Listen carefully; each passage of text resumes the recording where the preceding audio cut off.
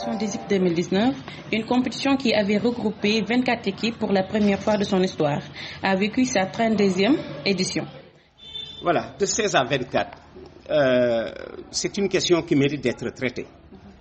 Simplement parce que nombreux sont ceux qui avaient compris qu'en passant de 16 à 24, on courait les risques de tomber sur une CAN au rabais.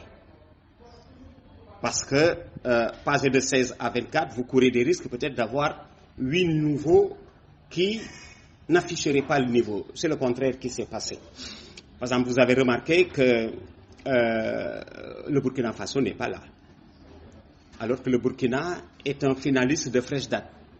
S'il n'est pas là, ceci est dû à des pays émergents, comme par exemple le Burundi, qui prenait part à une phase finale de Coupe d'Afrique des Nations et qui n'a pas fait piètre figure.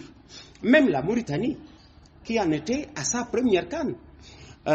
C'est vrai que les Mauritaniens ont ramassé un tout petit peu un camouflé devant le Mali 4-1, mais sur l'ensemble du tournoi, c'est une équipe de Mauritanie qui s'est assez bien comportée. Et d'ailleurs, les observateurs n'avaient dit que pour les nouveaux venus, parce que ces observateurs savaient que la question leur serait posée un jour, ou peut-être que ce reproche leur serait fait un jour, en passant de 16 à 24, comme pour dire, vous avez fait entrer 8 nouveaux qui n'en avaient pas peut-être la dimension. Heureusement pour tous les observateurs, ceux qui sont entrés n'ont pas fait piètre figure, bien au contraire. On aurait même pu jouer à 32, parce que, tenez-vous bien, il y a encore de grands pays de football qui sont absents. Il y a de grands pays de football qui méritaient d'y être et qui ne sont pas là. En d'autres termes, nous sommes aujourd'hui à 56 pays d'Afrique. Il n'y a plus de petits pays de football. Il n'y en a plus. Il n'y a plus de petits pays de football. Partout, on s'entraîne de la même manière.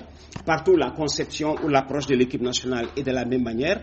Tant et si bien que même ceux-là, déclarés amateurs, se comportent aujourd'hui comme de véritables professionnels dans l'approche d'une compétition ou sinon dans la constitution de leur équipe. Alors tant mieux pour l'équilibre du football africain, puisqu'en passant de 16 à 24, rien à regretter, tout s'est très bien passé, de la meilleure des manières peut-être pour certains, mais en tout cas, on avait fini de constater que c'est un nivellement, comme on dit, qui prend un tout petit peu de la hauteur, parce que même des pays jadis considérés comme Cendrillon ont réussi à s'insérer dans l'élite du football africain.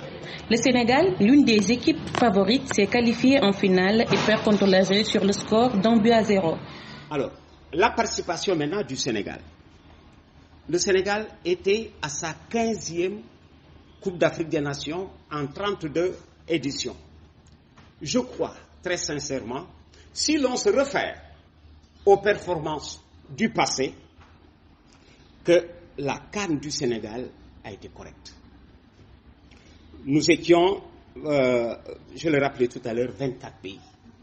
24 pays, c'est bien la moitié, à peu près la moitié des pays affiliés, des pays d'Afrique affiliés à la Confédération africaine de football. 24 pays. Le Sénégal s'est aligné en finale. Tous rêvaient de ce dernier match de Coupe d'Afrique, à savoir la finale de la Coupe d'Afrique. Le Sénégal s'est donc aligné en finale. Et c'est seulement la deuxième finale de toute l'histoire du football sénégalais. Seulement la deuxième, en 15 participations. Qu'est-ce qu'il y a eu avant cette finale? Parce que pour mieux apprécier ce qui se passe aujourd'hui, il faut remonter aux performances du passé. Quelles sont les meilleures performances du passé avec le Sénégal? Bon, je reviens d'abord à la finale de 2002, perdue au tir au but contre le Cameroun. Après cette finale de 2002, on a eu 2 demi-finales de Coupe d'Afrique. En 90, en Algérie, que nous perdons 2-1 contre l'Algérie, qui va gagner plus tard cette Coupe d'Afrique des Nations. C'était d'ailleurs la première Coupe d'Afrique des Nations gagnée par les Algériens. En 2006, nous sommes aussi en demi-finale, et encore en Égypte. Nous perdons contre l'Égypte en demi-finale, qui plus tard va gagner la Coupe d'Afrique chez elle. On a eu 2 quarts de finale. Un en Tunisie, en 2004, perdu face à la Tunisie, qui jouera la finale pour ensuite la gagner. Un en 2000, un autre quart de finale en 2000, c'était au Nigeria, perdu contre le Nigeria qui va s'aligner en finale contre le Cameroun pour finalement perdre la finale à l'épreuve du tir au but. Alors jusqu'ici, la meilleure performance était la finale de 2002. La présente édition, la dernière participation du Sénégal, vient d'égaler la meilleure performance. Si les performances sont faites pour être battues ou pour être égalées, la meilleure performance sénégalaise a été égalée et par un Sénégalais. Parce que la meilleure performance jusqu'ici était réalisée par un non-Sénégalais, un Français. Pour la première fois, un Sénégalais place une équipe sénégalaise en finale de Coupe d'Afrique. Il y avait aussi ce match d'ailleurs dans le match des entraîneurs locaux et celui de l'expertise étrangère. J'appelle expertise étrangère cela qui paye très cher la venue des entraîneurs étrangers. Heureusement que 2 nationaux ont joué la finale. 2 entraîneurs africains, un Sénégalais et un Algérien. Voilà qui appose un gros point d'interrogation sur ce que l'on appelle l'expertise étrangère, notamment européenne, qui coûte très très cher à l'Afrique. Vous faites venir souvent un entraîneur qui est mieux payé que le président de la République et qui ne vous garantit rien, qui ne vous dira pas tout de suite qu'il va gagner quelque chose. Donc Aliou Cissé et Djamel Belmadi, qui jouent la finale, ont ouvert d'autres horizons. Les horizons du futur à partir desquels les Africains se doivent de faire confiance à l'expertise locale. Donc, à mon humble avis, la participation du Sénégal à cette Coupe d'Afrique des Nations est tout à fait honorable. Et c'est à croire d'ailleurs qu'il y a une hiérarchie qu'il faut presque toujours observer ou respecter. Quelle est cette hiérarchie? Nous avons perdu 2 finales de Coupe d'Afrique. 2002 Cameroun, 2002 Cameroun, 2019 Algérie. Et contre qui? Contre des pays qui avaient meilleure presse que le Sénégal. Contre des pays qui, face au monde et à l'Afrique, sont mieux lotis. Quand le Cameroun gagnait la Coupe d'Afrique des Nations, quand le Cameroun s'alignait en Coupe du Monde de football, nombreux sont les Sénégalais qui ne rêvaient pas encore d'une participation à la Coupe du Monde, ou peut-être même en finale de Coupe d'Afrique des Nations. L'Algérie, je disais à quelqu'un, pour résumer notre défaite face à l'Algérie, je disais à quelqu'un que l'Algérie est un tout petit peu en avance sur nous. Qu'est-ce à dire? L'Algérie est en avance sur nous. Nous avons été français au même titre que les Algériens. Avant les indépendances, nous étions français. L'Algérie était française. Les Algériens jouaient en équipe de France. Il n'y avait pas de Sénégalais en équipe de France, parce qu'on n'en avait pas le niveau. Cette avance, il faut encore aujourd'hui l'observer. L'Algérie a gagné la Coupe d'Afrique des Nations avant de jouer le Sénégal dans la présente édition. L'Algérie est allée à la Coupe du Monde avant le Sénégal. L'Algérie, comme on dit, a gagné les Coupes d'Afrique en club avant le Sénégal. Sur tous les paliers, sur tous les tableaux, l'Algérie nous devance. J'ai même dit à quelqu'un, l'Algérie doit son indépendance au football. Parce qu'ils allaient en équipe de France, les Algériens. Jusqu'au jour où ils ont dit, maintenant, on ne joue plus pour la France, on va jouer pour notre pays. Ils s'étaient interdits, les Algériens, de revenir en équipe de France. Et pour ce faire, se donner une identité, l'équipe de l'époque, si on vous résume l'appellation par abréviation, vous croirez parler d'un parti politique. L'équipe de l'époque, qui avait programmé une tournée en Europe pour se donner une identité, s'appelait l'équipe du FLN, Front de Libération Nationale. Si vous l'entendez aujourd'hui, vous croirez qu'il s'agit d'un parti politique. Effectivement, ils avaient choisi cette appellation pour se donner une identité. Même le football est entré dans l'indépendance de l'Algérie. Ils étaient en avance sur nous. C'est nous qui avons gagné du terrain sur eux. Évidemment, les tendances et les mutations ont forte tête. Vous ne pouvez pas, du jour au lendemain, balayer ce qui s'est passé depuis un siècle. Mais nous avons gagné du terrain. Je me souviens des 18 années pendant lesquelles on n'allait pas à la CAN. Personne n'a traité du sujet.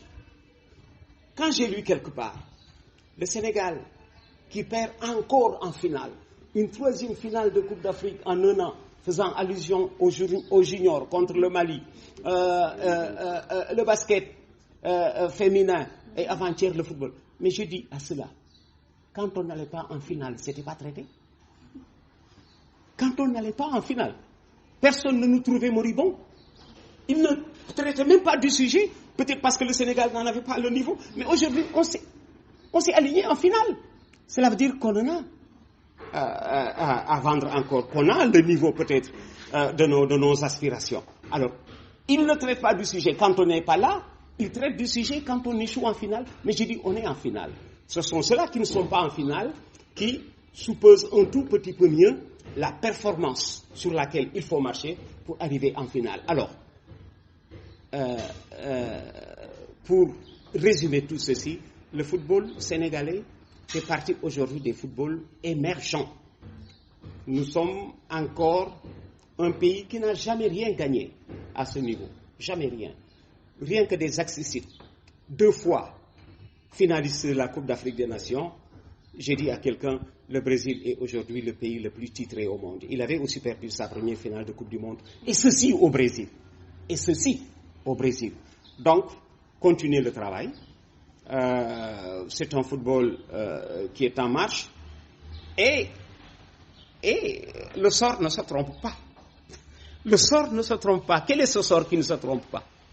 Si peut-être aujourd'hui, nous ne gagnons pas encore la Coupe d'Afrique des Nations, c'est peut-être aussi parce que nous ne le méritons pas pour le moment. Pourquoi nous ne le méritons pas? Nous sommes incapables d'organiser une phase finale de Coupe d'Afrique.